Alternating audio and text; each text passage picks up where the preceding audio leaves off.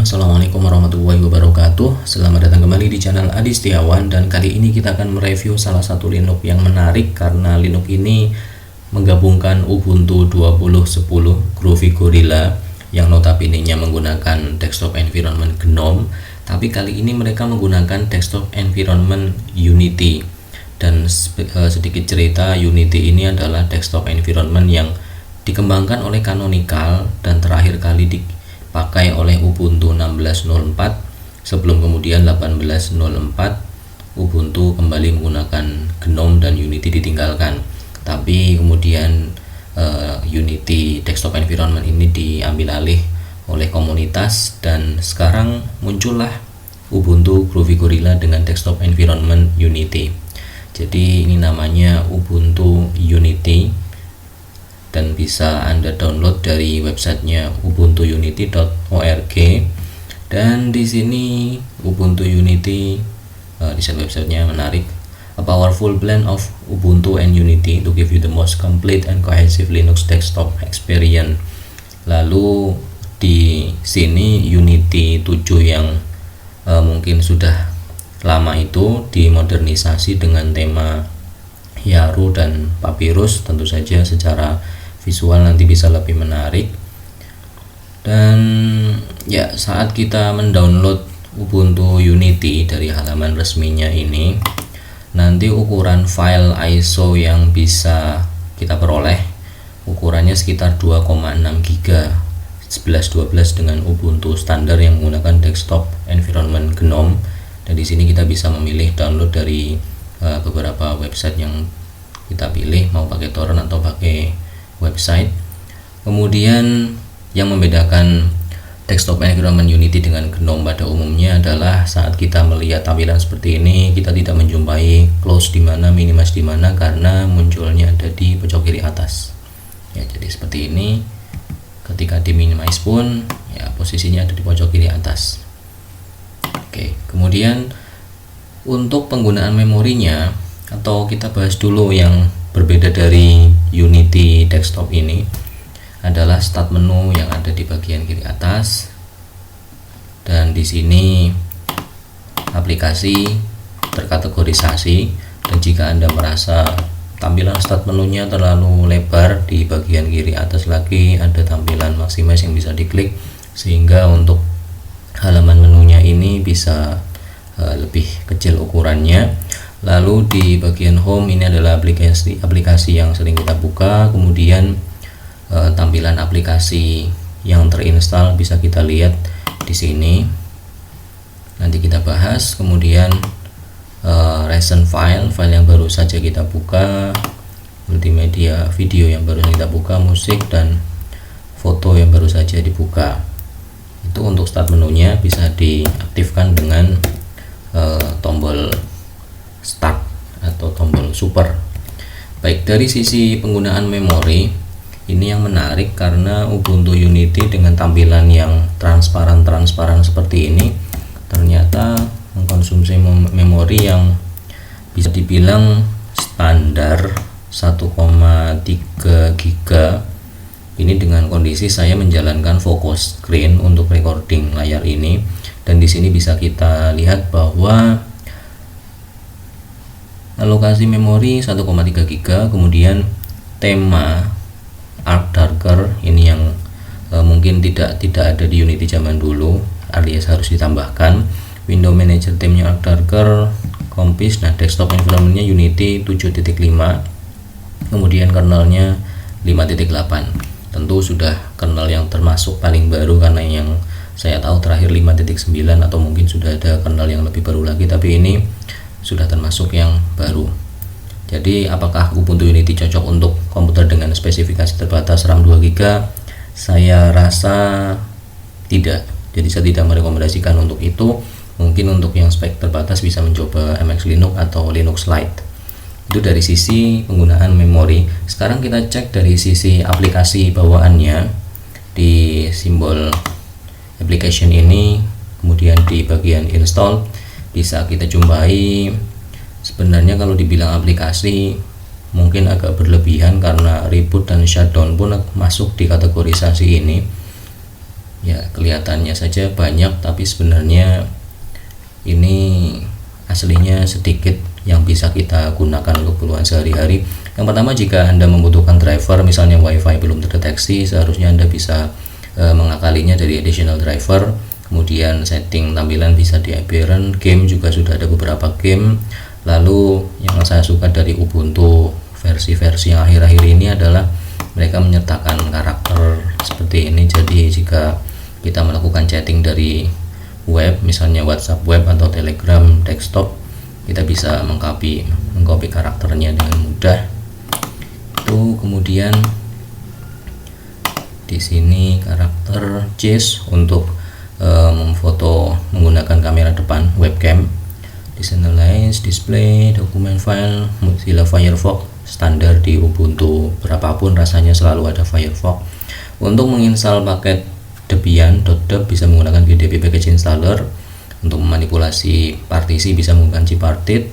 Image viewernya standar. Lalu sudah ada LibreOffice bawaan di sini. Mari kita tengok versinya. Seharusnya karena basisnya Ubuntu 20.10, maka LibreOffice-nya pun sudah LibreOffice yang terbaru seharusnya. Tapi mari kita cek saja. Ya, LibreOffice versi 7.0, lebih tepatnya 7.022. Oke. Jadi yang membedakan tampilan saat kita menggunakan Ubuntu yang versi GNOME dengan yang Unity ini adalah tampilan menunya yang nanti akan ada di bagian panel atas. Jadi ketika kita mengetik, maka menu semuanya itu akan tersembunyi di bagian atas ini. Ini masalah preferen dulu ketika Ubuntu menggunakan Unity. Setelah bertahun-tahun dari awal menggunakan GNOME, ini satu hal yang tidak saya suka.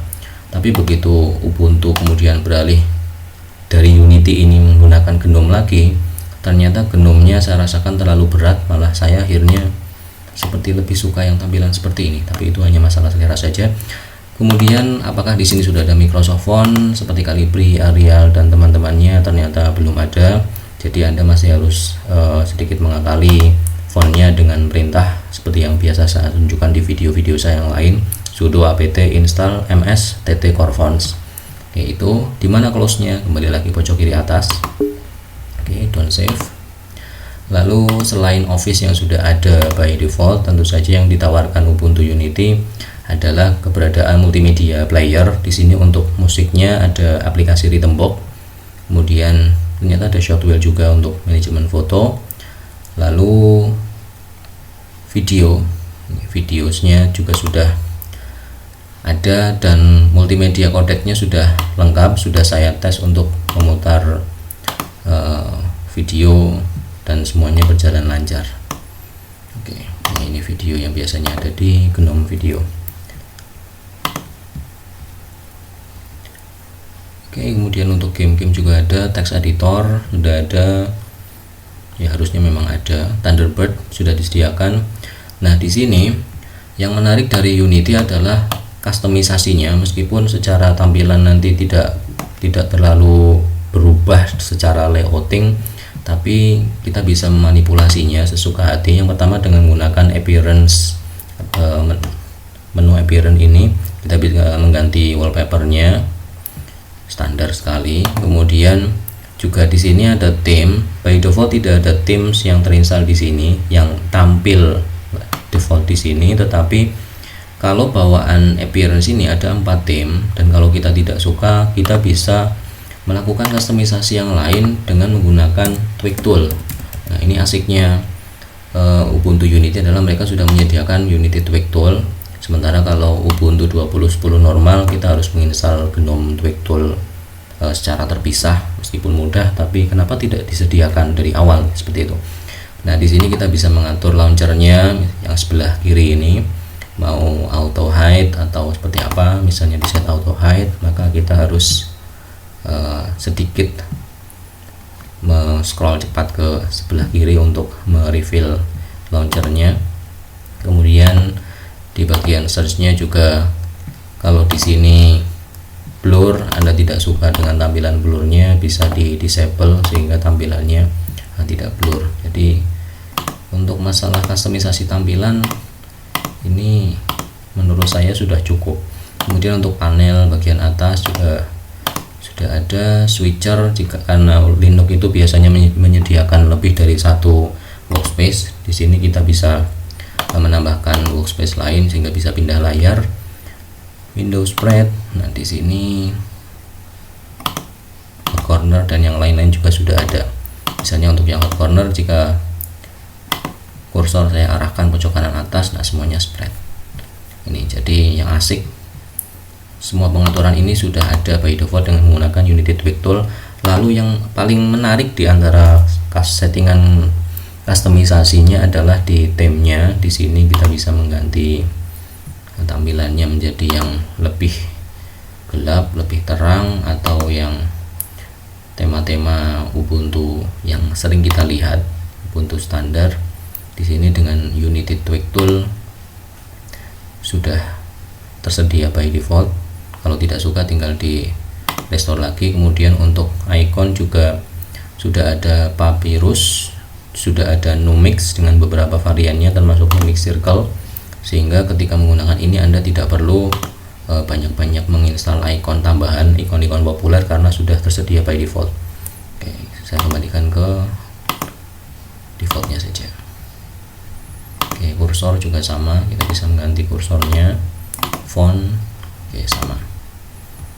Kemudian untuk icon, oke, kembali lagi ke sini. Desktop icon bisa dimanipulasi. Itu untuk Unity Tweak Tool. Kemudian untuk menambahkan software baru, tentu saja karena Anda melihat nama Ubuntu di sini, pasti Anda tidak akan asing dengan cara menambahkan aplikasi di Ubuntu. Di sini untuk menginstal aplikasi ada beberapa cara. Misalnya dengan menggunakan Synaptic Package Manager ini, yang penting komputer terkoneksi ke internet, maka Anda bisa memilih aplikasi yang ingin Anda install. Kemudian juga sudah ada GDB Package Installer GUI untuk menginstal paket .deb. Jadi tinggal siapkan atau download file .deb, kemudian klik kanan open with GDB Package Installer, selesai. Lalu kembali lagi The Power of Linux ada di terminalnya. Anda tinggal menjalankan perintah sudo apt install nama aplikasinya, semua beres. Oke, seperti itu. Kelebihan Ubuntu Unity ini dibandingkan dengan Ubuntu standar 2010 yang saya rasakan adalah ternyata meskipun ini adalah Unity yang mungkin bukan pengembangan yang sangat cepat, rilis baru, tapi rasanya stabil dan terasa ringan. Bahkan dibandingkan dengan Ubuntu GNOME yang terakhir saya review, ternyata malah Ubuntu 2010 yang versi GNOME malah mengandung bug. Misalnya jika klik kanan di sini, segitiganya masih akan tersisa di layar yang harus diklik sekali lagi supaya hilang. Tapi di sini tidak ada masalah, semuanya animasi terlihat smooth. Termasuk di sini saya punya partisi yang sudah ke mount, animasi berjalan dengan baik. Kemudian untuk secara driver juga tidak ada masalah. Jadi apakah saya merekomendasikan Ubuntu Unity untuk Anda? Silakan Anda coba jika Anda ingin bernostalgia lagi dengan Ubuntu dengan tampilan desktop environment Unity, tapi dengan basis Ubuntu 2010 yang terbaru. Begitu saja, terima kasih atas perhatian yang diberikan. Silakan tinggalkan komentar, klik like, subscribe channel saya jika Anda belum. Terima kasih atas perhatiannya. Assalamualaikum warahmatullahi wabarakatuh.